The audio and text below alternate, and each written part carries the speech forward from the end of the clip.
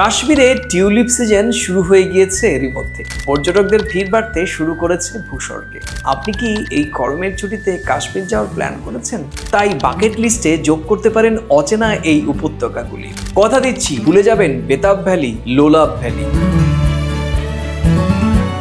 কাশ্মীর মানেই তো স্বর্গ। কত মানুষের যে ড্রিম ডেস্টিনেশন তা হিসেবের বাইরে। কাশ্মীরের প্রাকৃতিক সৌন্দর্য, বরফে মোড়া পাহাড়, দিগন্ত বিস্তৃত উপত্যকা, প্রাচীন স্থাপত্য, কার্পেট, পশমিনা, কেশরের ঘ্রাণ, আখরোট, কাঠের শিকারার সঙ্গে রোগান জোস, জাফরানি পোলাও, সব মিলিয়ে এক কথায় অসাধারণ। কাশ্মীরের সৌন্দর্য লিখে বা বলে বোঝানো অসম্ভব। অনেকেই বলেন সৌন্দর্যের সঙ্গে তুলনা করলে কাশ্মীরের কাছে ফেল সুইজারল্যান্ড। এখানকার গুলমার্গ, সোনমার্গ, পাহেলগাঁও, অনন্তনাগ তো সকলেই জানেন বা চেনেন। তবে নিরিবিলিকে সঙ্গী করতে হলে আর প্রকৃতিকে অনুভব করতে গেলে যেতে হবে বেশ কিছু অফবিট প্লেসে। আজকে কাশ্মীরের সেই সব অফবিটের খোঁজ দেব আমি। প্রিয় দর্শক, আপনারা দেখছেন প্রথম কলকাতা। প্রথম কলকাতা প্রকৃতির কথা বলে। সঙ্গে রয়েছে আমি সুব্রত আচার্য। চলুন তাহলে কাশ্মীরের বেশ কয়েকটি অফবিট জায়গা ঘুরে নেওয়া যাক।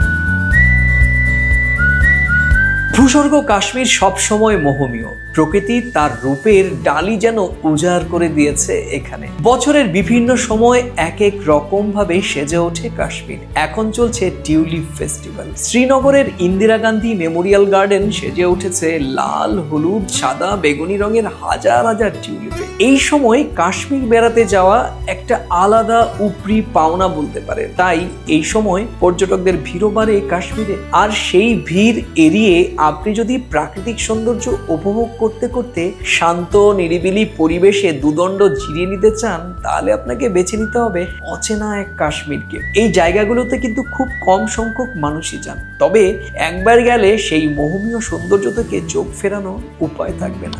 গুরেজ উপত্যকা, বেতাবি ভ্যালি, লোলাব ভ্যালি এখন অতীত। সোশ্যাল মিডিয়ার দৌলতে পর্যটকদের আনাগোনা বেড়েছে গুরজ উপত্যকায়। বন্দিপুর থেকে এর দূরত্ব প্রায় 86 কিলোমিটার আর শ্রীনগর থেকে 123 কিলোমিটার দূর। সবুজে মোড়া এক অপূর্ব উপত্যকা গুরেজ। যত দূর চোখ যায় শুধু সবুজ আর সবুজ। দূরে মাথা উঁচিয়ে দাঁড়িয়ে রয়েছে বরফে মোড়া পর্বত শৃঙ্গ, আর সেই উজ্জ্বলতা চোখ ধাঁধিয়ে দেয় নিমেষেই। ভ্যালির ওপর দিয়ে বইছে কিষানগঙ্গা নদী। সামনে দাঁড়িয়ে হাব্বা খাতুন শৃঙ্গ, আর পাশেই রয়েছে চোরওয়ান আর তুলেল উপত্যকা। সেই তুলেল ভ্যালিতে গিয়ে মিশেছে কিষানগঙ্গা নদী, বুর্জিল নদী।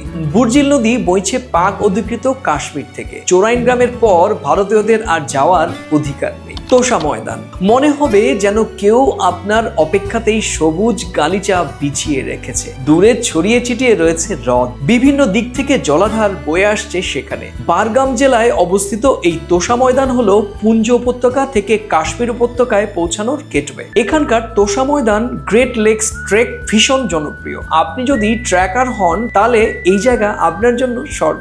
ডাকসুম, ডাকসুমকে কাশ্মীরের হিডেন জেম বলতে পারেন। অনন্তনাগে গেলে এই জায়গাটি ঘুরে দেখতে একদম ভুলবেন না। মনে হবে কেউ যেন সবুজ গালিচার মধ্যে ছোট ছোট হলুদ ফুল এঁকে দিয়েছে। তার পাশ দিয়ে বইছে ভুঙ্গি নদী, সে এক অপূর্ব সৌন্দর্য।